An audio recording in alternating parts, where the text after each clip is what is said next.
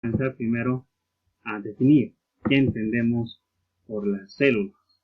Según el libro, menciona que las células son la parte o es la unidad morfológica y funcional de todo ser vivo, que tiene la capacidad de realizar funciones de nutrición, relación y reproducción, que actualmente, después de muchos años de investigación, se ha determinado que la célula es una unidad morfológica estructural, porque todos los organismos están constituidos por una o más células. Es funcional, ya que todas las funciones del ser vivo ocurren en el interior de las células. Es reproductiva, porque toda célula proviene de otra célula. Es genética, porque la célula contiene la información hereditaria del material genético de lo que se transmite de generación en generación. Bien, según varios autores nos dicen que la célula es la unidad mínima de un organismo. Actúa de manera autónoma, es la unidad básica de todo ser vivo. La biología estudia las células en función de su constitución, de la forma en que opera para crear un organismo. Dentro de los diferentes tipos, dentro de las características, podría decir, de la organización, de la estructura de las células, se encuentran las células procariotas y las células eucariotas. Una de sus características de la célula procariota es que no posee núcleo celular. Sus ribosomas son más pequeños y su material genético se encuentra disperso en el citoplasma, en una zona llamada nucleoide. El reino procariota es conocido también como el reino monera, compuesto en su mayoría por bacterias y arqueas, consideradas como los primeros seres vivos. Dentro de sus características importantes podemos encontrar que esta célula tiene una organización mucho más sencilla, fueron las primeras en aparecer, no presentan núcleo, el ADN está en el citoplasma. Son células unicelulares llamadas en bacterias. La capa externa tiene una capa externa de protección. Y algo más que le caracteriza a esta célula procariota es que la membrana plasmática es la encargada de definir el espacio de vida y darle individualidad a esta membrana, ya que está recubierta externamente por una pared celular. Y como ahí podemos ver, esas son las partes, ¿no? Está compuesta por una cápsula, una pared celular, membrana plasmática, citoplasma, ribosoma, plásmido, pili, flagelo, nucleoide de ADN circular. En cambio, las células procariotas tienen un núcleo definido en el cual se encuentra el material genético ADN del organismo, protegido por el citoplasma y una membrana que constituye la envoltura celular.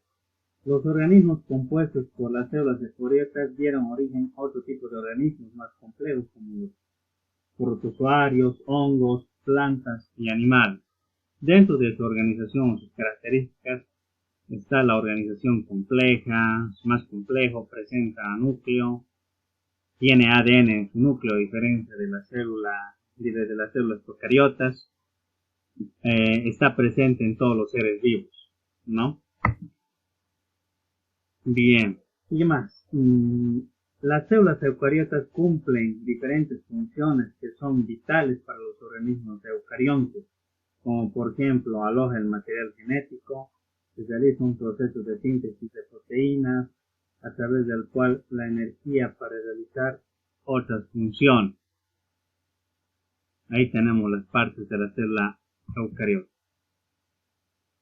Ahora, ¿cuál es su estructura de la célula en general? Vamos a hablar. Hay células de forma, tamaños variados. Las células están envueltas en una membrana que encierra una sustancia llamada citoplasma. ¿Qué es una membrana plasmática? Una membrana plasmática se encarga de proteger, da forma y filtra las entradas y las salidas de las células. ¿Qué es el citoplasma? Los citoplasmas son organelos celulares. Estos organelos celulares son cuerpos con funciones específicas. ¿Y qué es el nucleolo? El nucleolo está rodeado por una membrana doble, contiene material genético, controla la síntesis de las proteínas en el citoplasma. ¿Y qué es el citoplasma? Los citosol. Es el total de volumen de las células menos el núcleo, donde están suspendidas los organelos y se denominan citosol. Ahí tenemos, digamos, un ejemplo, ¿no? ¿Qué es el citoesqueleto? El citoesqueleto es la red de filamentos proteicos en el citosol. Mantiene estructurada la forma y el movimiento de las células. Porque sin este citoesqueleto, por ejemplo, quizás no existirían permanentes cambios, ¿no? O de reconstrucción. ¿Qué más? Presenta microtúbulos, filamentos de actina y filamentos intermedios. ¿Qué son la mitocondria? Se encuentra en todas las células eucariotas. Se encuentra envuelta por dos membranas, una membrana externa, una membrana interna. Son reproductores de energía celular, necesaria energía para crecer y multiplicarse. Esta etapa consiste en el consumo de oxígeno y la reproducción de dióxido de carbono, proceso llamado respiración. Dentro de estas mitocondrias podemos encontrar una membrana interior, membrana exterior, las crestas, la matriz denominada, como les decía, ¿no? La mitocondria. Ahora, ¿qué son los ribosomas? Los ribosomas se diferencian porque no poseen paredes membranosas, a diferencia de lo que hemos visto anteriormente, la mitocondria, ¿no? La función específica de los ribosomas es sintetizar y estructurar proteínas. Son grandes fabricadores de proteínas celulares. ¿Qué son los lisosomas? Los lisosomas inactivados parecen pequeños granulos activados en pequeñas bolsitas o vesículas. Desdobla proteína y digiere componentes celulares o extracelulares, eliminadores de basura celular. Es decir, que la célula, todo en el ámbito de la nutrición, todo lo que ya no le va a servir desde un aspecto nutritivo, prácticamente lo va a eliminar, o en este sentido lo va a desechar, como dice, ¿no? Retículo endoplasmático. Es una pared sencilla, sus paredes son membranosas, por su aspecto puede diversificarse en un retículo endoplasmático rugoso o en otro liso, cuyas funciones tienen: 1. Interviene en la síntesis enviadas al aparato de Golgi. El liso tiene diferentes funciones en el interior de la célula. Por ejemplo, el retículo endoplasmático está caracterizado por tener una membrana de tubos aplanados. Interviene en las funciones de relación, de síntesis de las proteínas y en el metabolismo de los lípidos y en el transporte intracelular. ¿Y qué es el aparato de Golgi? Es un conjunto de tubos y vesículas aplicadas. Sintetiza los hidratos, carbonos, los une a proteínas, los almacena y luego lo liberan afuera. Este producto libera su contenido a salir. O sea, son como stands, ¿no? Como podemos ver. el aparato de Golgi. ¿Y qué función cumple la membrana plasmática? Es una estructura que rodea y delimita la célula, presenta doble capa de lípidos intercalados por moléculas y proteínas, ¿no? Una de las funciones es la relación del medio ambiente, por ella ingresan oxígeno y segregan desechos. Dentro de sus características son semipermeables, porosas y selectivas. Y ahí tenemos lo que es la membrana celular plasmática, ¿no? Cuyo objetivo principal es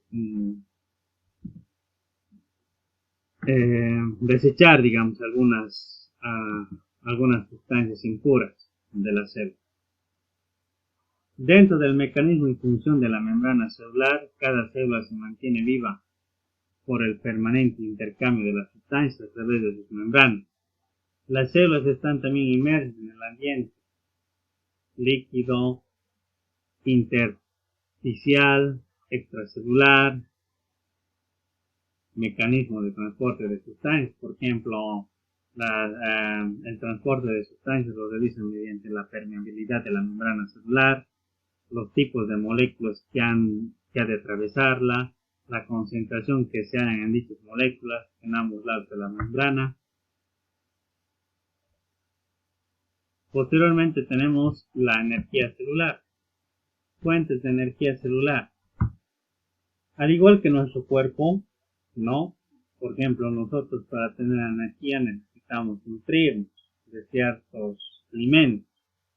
Pues si no nos nutrimos, prácticamente nuestro cuerpo no va a tener suficiente energía, ¿no? Para poder subsistir. Casi lo propio ocurre con las células. El organismo no puede crear ni distribuir energía, solo transformarla de una forma y otra. Esta energía de forma de producción en alto contenido energético tiene que ver con los hidratos, el carbono, las grasas y las proteínas. Nosotros consumimos eso, pero quienes absorben prácticamente son nuestras células. Es ingerida por los animales herbívoros, por los carnívoros secundarios, todos los organismos vivos obtienen energía del sol. Alimentación energética.